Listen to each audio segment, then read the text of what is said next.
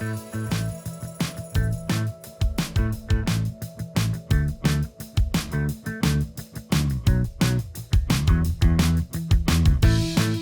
guys all understand how the complaint process works from the point of complaint to a hearing? Okay, so basically a complaint comes in and it goes to Jennifer and her team. They review, they provide information to the complainant to help them formulate their complaint and provide documentation. Jennifer cannot tell the complainant, you know, it'd be helpful if you give me the MLS printout. It'd be helpful if you give me the contract. All those things that us as realtors would love to see. What she does is she does a great job of kind of guiding and giving them the resources necessary to file a complaint. When they file a complaint, they're told to provide all documentation that supports their complaint. And they have the option now to either cite the ethics based on the code of ethics that we all got when we started, and hopefully you guys are reviewing triannually now. But then they're told to cite what they feel applies. They now have the option to just say what their complaint is and not cite anything, and it's then up to the grievance committee to determine if there's a violation of both ethics or MLS violations or both. From there, the complaint moves forward if the grievance committee feels that there has been violations. The grievance committee has the option to cite additional violations. So the most common instances of those are when members of the public file. They don't know this document. So us as our internal policing area, we will add ethics violations if we feel there's enough information provided to cite those ethic violations. We can add the designated realtor or broker to the violation. If we find there's a complaint agent to agent, we can add other agents. We can also add MLS violations. So from there, once the grievance committee feels there is enough information and complaints to move forward, with the citation policy, we can now just say, okay, you violated only any one of these articles, and we're going to send out a fine. If we feel that it doesn't necessarily apply to this, if the respondent feels that they disagree with the complaint and want to move to hearing, then it goes to professional standards hearing. Does anybody have any questions on that? How many of the complaints that you get, how many come from the public versus other agent to agent complaints, would you say?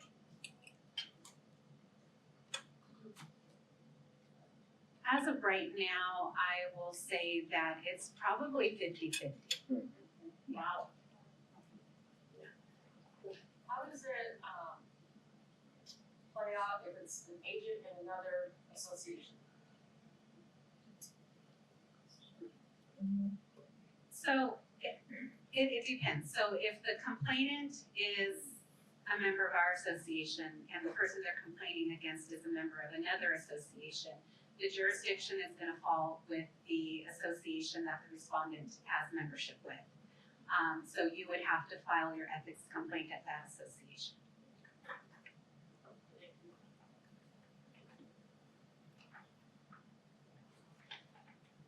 So, great question. I'm glad we went over that because I think that probably then this makes a little more sense.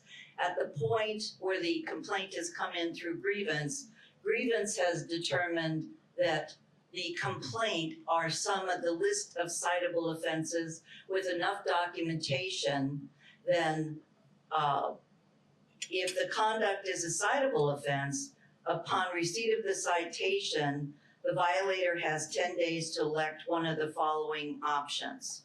So at this point, they've gotten a speeding ticket. Does that make sense? Did Yes. SDAR opt in or opt out of the same process? Do you know? We do not know, and I do not believe that we will know about the other local associations until the beginning of the year. The reason why I ask, I think it's pretty important in the sense that if we have somebody at another association that then creates a proposed violation and they have a different process, that might become an issue. But anyway, sorry. I agree, and we have that the same is true now about MLSs and some of the other differences that there may be from member to member and association. Agreed. Remember, we have not created a new code of ethics. This is an expedited process of some of the violations that are much easier to document and show as proof. Yeah, Have you found, well, you haven't found it yet, I'm going to assume that we might have a bifurcation where some are gonna be citable on the spot when grievance goes through, and some might have to go on to a hearing. I kinda am seeing that already in my head. yeah, that's correct, and that's why I thought it was perfect with Jesse presenting the start of the process is the same. But the outcome, if in fact it's an offense that's documented and citable for a citation, now that's where this new program comes into play. Makes sense, the difference of where we're talking about. So, at the point where it's a citable offense, and upon receipt of citation, the violator has 10 days to elect one of the following. We have that, is that the slide we have? Okay. Anita, before you go on, let me just follow up on that question, because it's a really good question, and that has to do with different associations having different rules and things. Part of the challenge is the inconsistency throughout the state of this process. So much so that CAR is proposing a pilot program next year to do a statewide professional standards, right? Well, they would take it out of the hands of local associations and have state members doing it to try and provide some consistency between associations.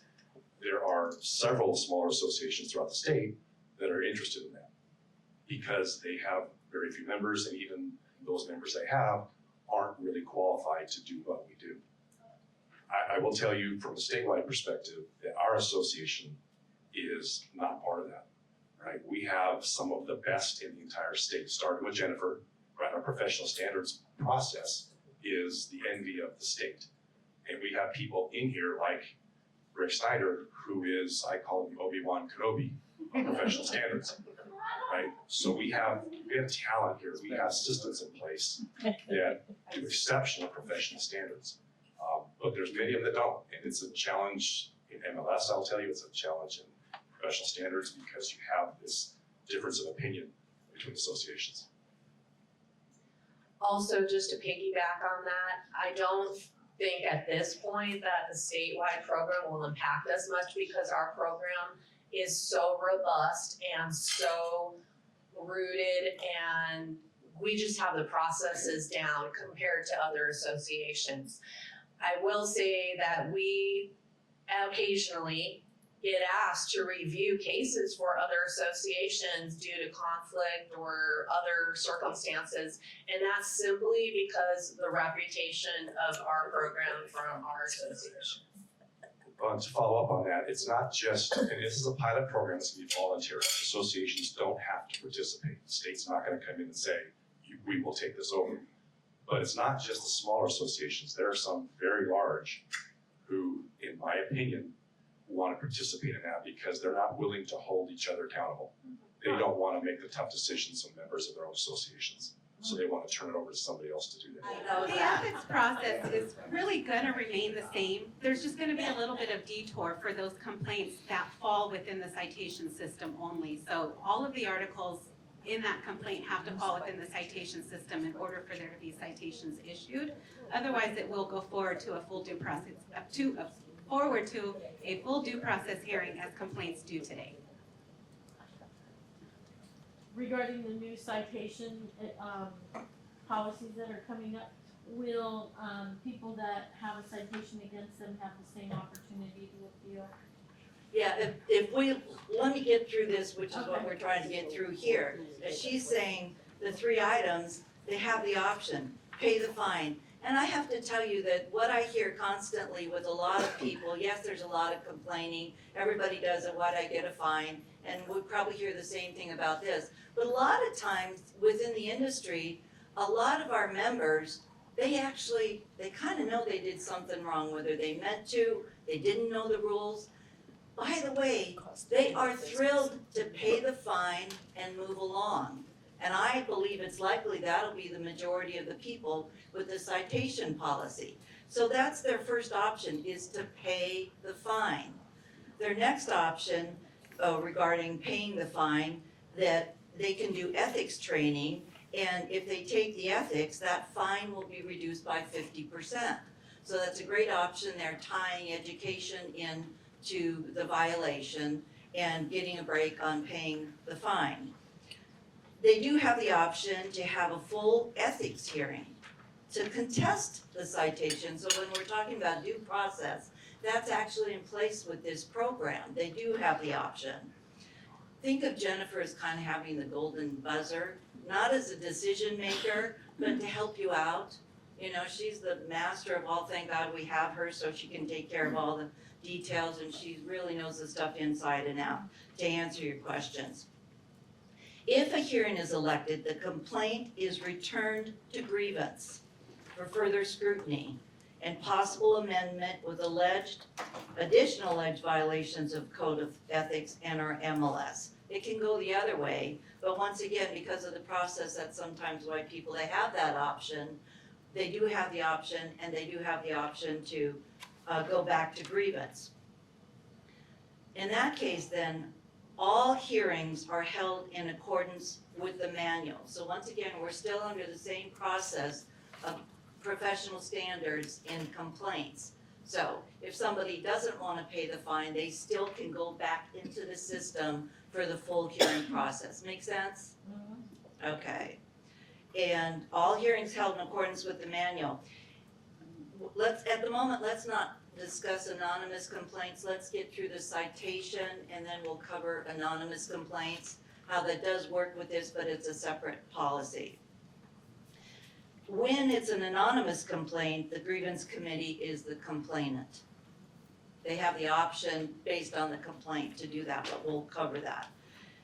If identified complainant, then he or she has full due process rights afforded under the procedures approved by NER for disciplinary hearings, which is what we follow.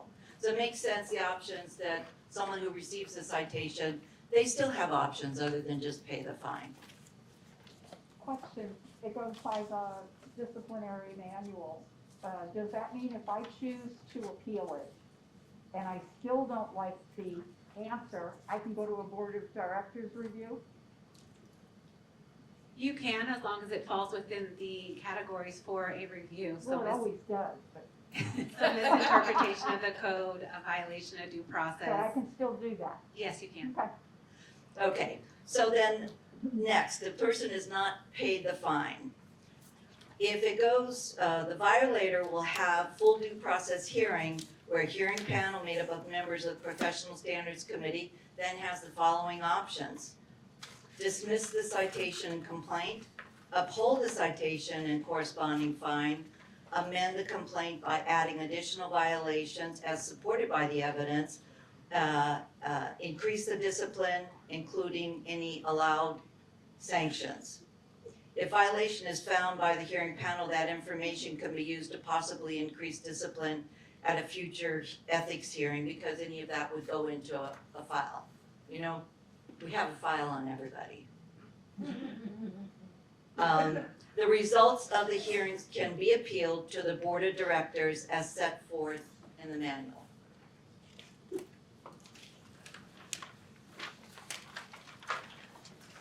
Now we're going back to when the citation is issued. Failure to respond to a citation within 10 days results in a warning letter that the matter will be forwarded for full ethics hearing if no response is received within 10 days. Failure to respond within 20 days of citation automatically results in full ethics hearing, which opens the possibility of any allowable sanctions determined by the hearing panel, including greater fine and possible suspension or expulsion from membership.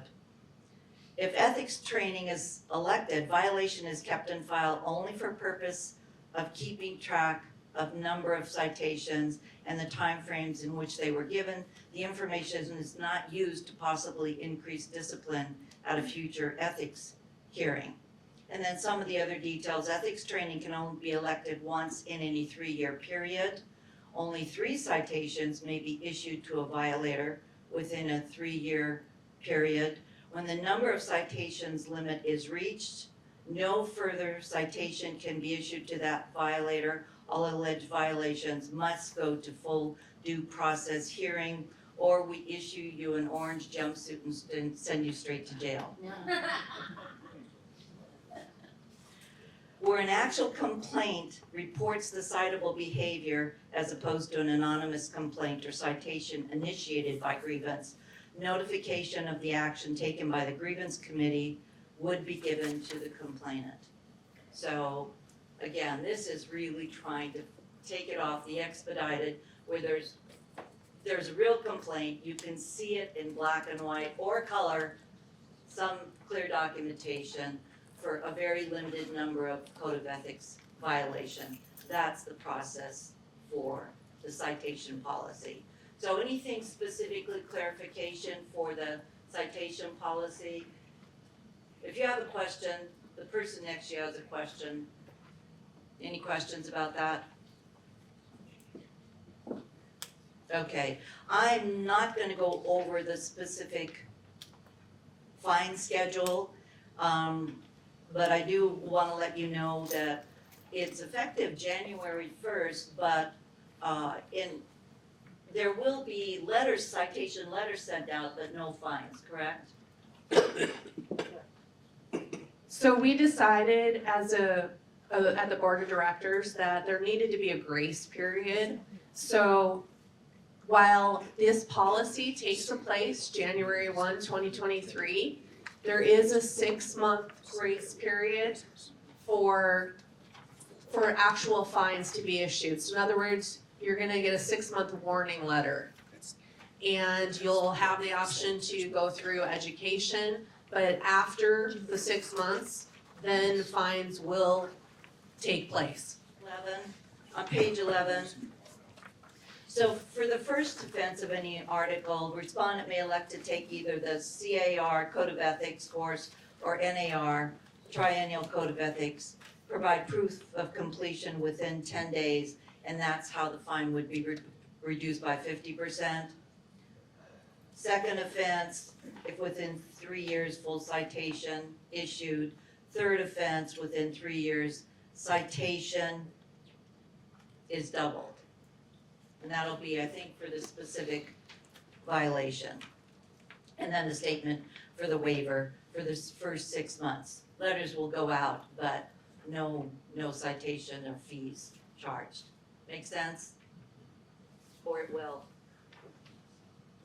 So I think we looked at this as trying to make it more educational as opposed to adversarial.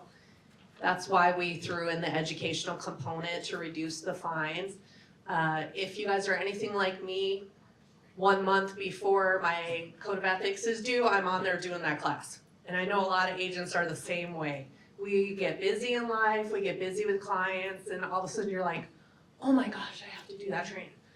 So we thought this would just be another opportunity to throw the code of ethics in front of the agents and give an opportunity to learn from it as opposed to be just a negative as a fine.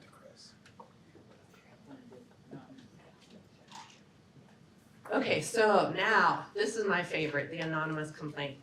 First off, I wanna say thank you to my grievance committee members, if you guys could all stay on.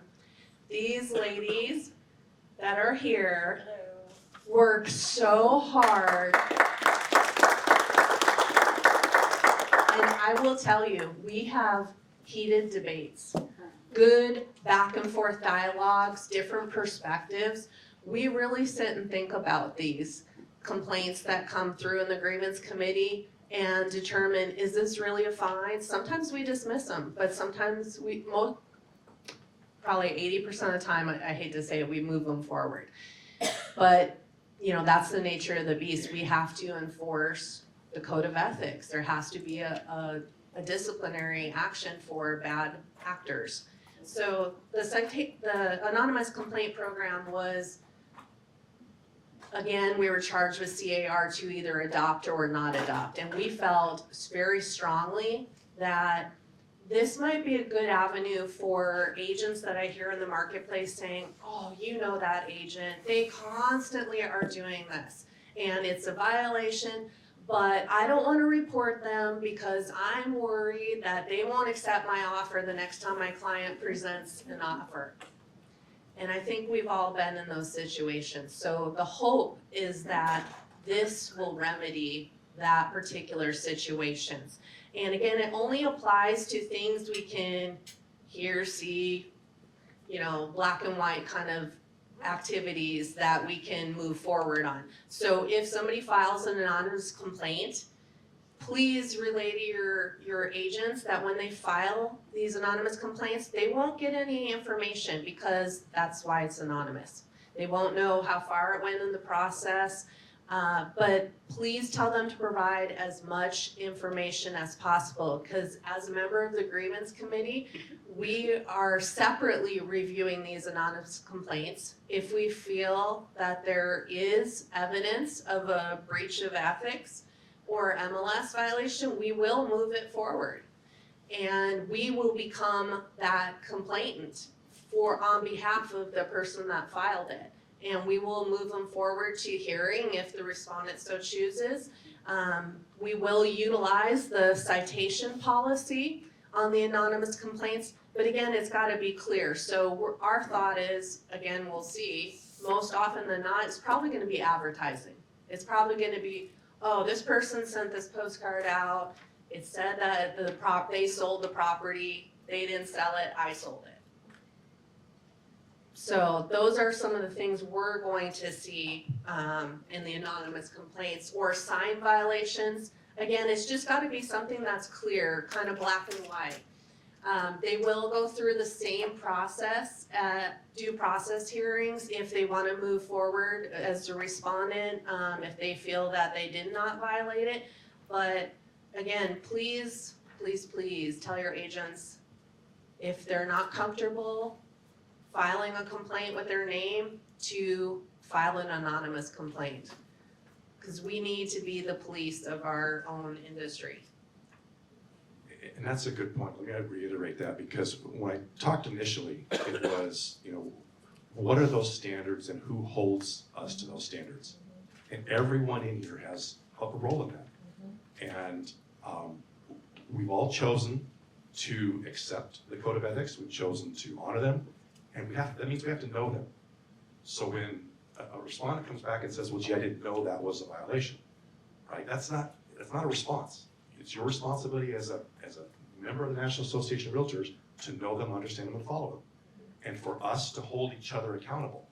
It's not always easy, but to me, this is what the anonymous complaint benefit is that we still can hold each other accountable, but not potentially have the repercussions that agents are afraid of today.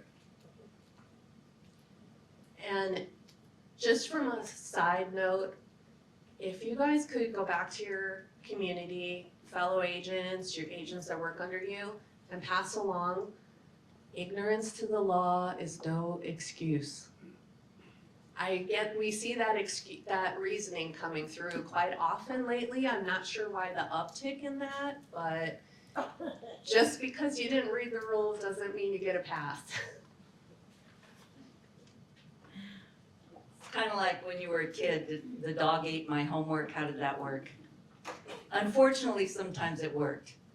So Jesse, I have a question that maybe somebody has a question here for anonymous complaint. And keep in mind, the anonymous complaint program applies to coming into grievance, whether it happens to go through the citation policy or full hearing, that you have that option for anonymous. So my question, Jesse, is when an anonymous complaint comes into grievance, are you required to move ahead with it in place of the complainant? As grievance, are you required to? So the short answer is no. If there's not enough information, for us to move forward, or if it's something we cannot look up. So for example, if they claimed an MLS violation and we go to the MLS and we don't see a violation, then no, we would not move forward. The other instance where we wouldn't move forward is if they said that they violated a code of ethics, or this was just, here's their complaint. But while it may have been a bad business practice, it wasn't a violation of a code of ethics, then no, we would dismiss it and not move forward. You mentioned that you don't go back to them with an outcome, but what if there's not enough information? Will you ask for more info, or there's no way to just with an outcome? If they want to be part of the process, they need to put their name on it. So let them know, we should let them know our agents to send everything you can. Yes. Be as detailed as possible. If you have supporting documentation, send it with it. But remember that part of being anonymous, depending on what the documentation is, may reveal to the other agent this, who the person is. So in those circumstances, I definitely recommend just file your complaint, move it forward. Especially, I know we've all heard of the travel agents who are no more. We don't want to be that industry. I have a question. So, just for clarity, to file an anonymous complaint, what is it gonna be, like some kind of a hotline or something that they call? If they're gonna file an anonymous complaint, is it going to be an email, and then their email is gonna be attached to that? So how do we make it anonymous for them? So there's a couple options you'll have. So you have your complaint packet currently. So you would complete that complaint packet, but you would just leave your contact information blank. You could submit we're gonna have it to where you can submit your complaint online. Emailing it into us, we're gonna know, but we will respect the anonymous of your filing, and we will not breach that and let the other party know. So then, they're asking for it to be anonymous, they're sending you an email with corresponding documentation, but they're asking for it to stay anonymous. Correct, we'll That's respect that. possible to do that. Yeah. Okay. I do that currently with my ombudsman program. There are some cases, for instance, an advertising type violation to where the reporter wants to remain anonymous, and we'll respect that. Thank you. So when we're talking about enough details, remember that always applies to any complaint, not just these two programs, new programs we're talking about. It has to do with everything. Anybody who has a real complaint, how important it is to make sure that absolutely anything that's appropriate to justify, substantiate, prove the complaint and the violation of code of ethics. So whether it's from realtor to realtor, from a member of the public. And all of the reason we're such advocates of this program is we felt like it's really given all of us some better options to self-police within the policy. And I've even heard some other brokers and managers say, honestly, they feel like this is giving them a little bit of a tool with their agents.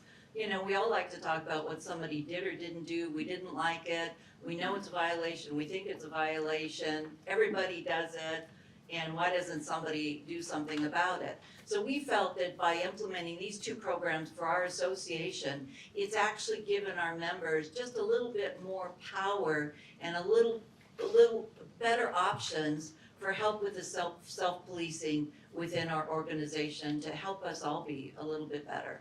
A lot better was a nice goal, but even a little bit better is progress. Yeah. Anita, I'm just curious, I think I understand, let me replicate it back to you really quickly. Citation is a new way for a limited grievance issue, only a pattern that gives them three choices, if-then statements. If they want to, they can pay. If they want to, they can get educated. If they want to, they can have a hearing with all of the rights for the grievance committee. How many people do you think are going to get the citation with no fine in the first 6 months of this next year? Have you got some idea? What are we talking about? Good question, James. The complaint filing process this year has been really slow. I am anticipating that we're going to get a lot of complaints on advertising. Complaints that have been filed this year, I'd say I probably have more of them that relate to advertising. So I do feel that that is a big target right now. We're probably gonna see a lot of complaints coming in on that anonymously. So please look at the sheet here, because once again, the the citation policy, it has to fall within this sheet here with you see which specific article. So in order to qualify for the expedited citation policy and fine, the complaint has to be one or more of these violations. These are the only ones in the corresponding fine for the new expedited citation policy, not the entire code of ethics. Make sense? And if there's a crossover, if there's one of them, but through the grievance committee, there's violation of other articles that aren't on this sheet, it won't qualify for the citation policy and a fine. Were these chosen as a result of the ones that have been most violated? Is that how they came up with this list? CAR provided the list to us through their work group, so yes, these are the ones that are most commonly violated, ones that can be proven in black and white that there are apparent violations. And also in the working group, we had the option to say, yes, we agreed that we wanted that article as part of it, or no, we did not, and then we presented it to the board of directors and they voted to adopt this particular policy. So the other thing that we did was we really looked at we had the option to set the fine schedule.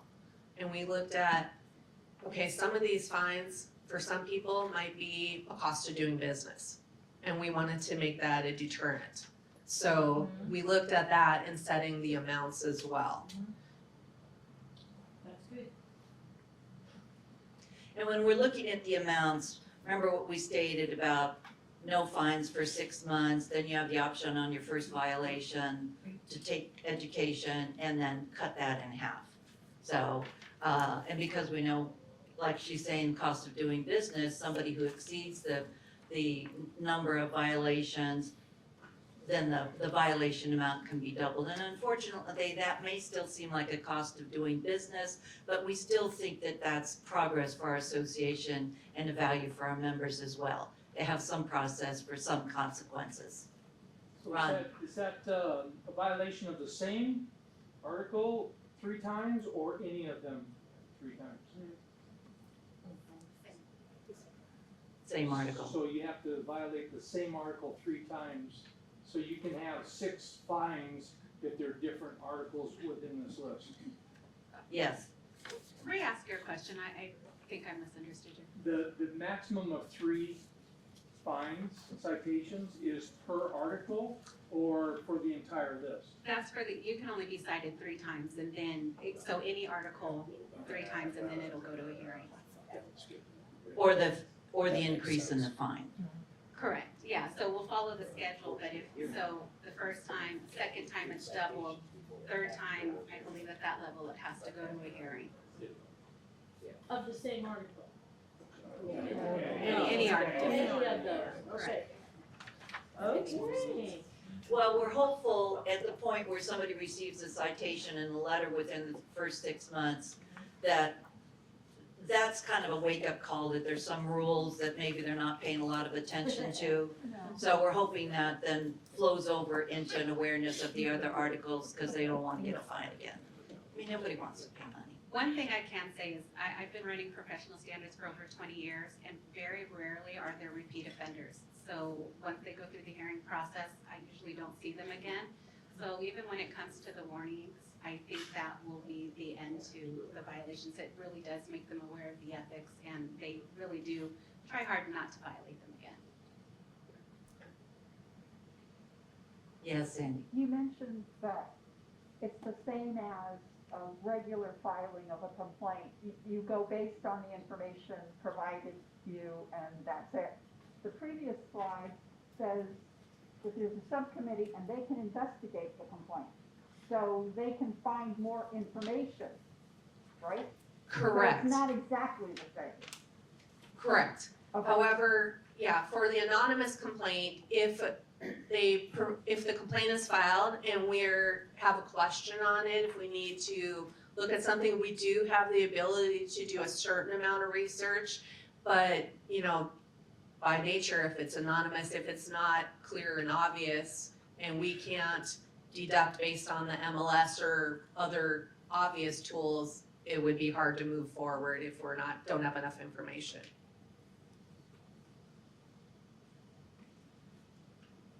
And maybe I think we're not wanting to put in place where all of a sudden a burden is placed on the grievance who does such a fantastic job, but it's still relying on people really to provide complete information. We're not tasking them with being private investigators. I would love that job, but I'm not on grievance, so call me. Yeah, if you could, to file a, anonymous complaint, is there a time frame, a statute of limitations to say on the complaint? And like, for example, the first one, when to provide written affirmation that offer was presented, is there a time frame? The statute of limitations will remain the same as what it is now, which is 180 calendar days from when you first became aware of the issues or from the close of escrow. If you provide an email, is the respondent gonna see that email, or? If you file anonymously and they're gonna see the complaint that was submitted because they have a right to review that complaint to prepare their response and defend themselves. So how's that? So, and that's the thing with anonymous complaints, you have to be careful with what you're submitting, what is it gonna qualify for anonymous, so you wanna look at your citation schedule. Does your complaint fall within that? If so, we can redact information such as email addresses and, things of that nature, but keep in mind that if it's specific to a transaction, you're the agent on one side, you're the agent on the other side, they're gonna know. Yeah, So, date even, or? right, so, and that's one of the reasons why we're really anticipating that these anonymous complaints will come in for advertising.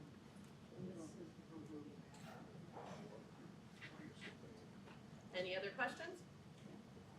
Oh, I have a quick one. When someone files a complaint, say it's an MLS complaint, the person that filed the complaint, are they notified of the remedy or course of action, or is it just filed and then done? Depends on how it's filed. So if the violation is reported directly through CRMLS, you will not know.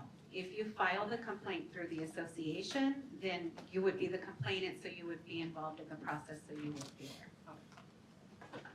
And one last thing I just wanna highlight, we did wanna give you guys some educational resources to take back to your agents, so feel free to share those. I know probably some of you have the ethics coming up due. I know I do. So, the first one gives you credit, so that's a good one. Is that every 2 years, 3 years. every 3 now? Yeah, you'll never figure it out. What? Just take it every year. If somebody wants to, see all this in one place, rather than, making a copy and giving it to them, because it's hard to go over exactly what this is. Is there like a central place that they can go to actually see the 14 pages? 14 pages of The slides. the slides. We do not have them published. You guys are the first to hear about this policies coming, so we have not published it as of yet. Okay. But it will be available. In my office, in my company. Our very last slide covers that. If you guys would like to have Jesse and Anita come to your office to speak, you can contact me in the Professional Standards Department. I will work with Jesse and Anita to get you scheduled. Oh, lovely. Lovely. I have a feeling that, the first, Article 1 is gonna be a big one. Because so many agents complain that they don't get acknowledgement of their offer having been presented and what can they do, and when I tell them what they can do, they don't wanna do that because it's a hassle, right? So this is a big one. On the last page of your handout of the slides, it does have the Professional Standards contact information, email, and phone numbers. So you are more than welcome to call me for those office visits. Thank I want to thank everyone for coming. I want to thank again our sponsors, Bertha De La Torre from Home Loan Advisor and Ed Adams from the Disclosure Report HD. Appreciate what you guys did for us this morning, so thank you again. Thank you.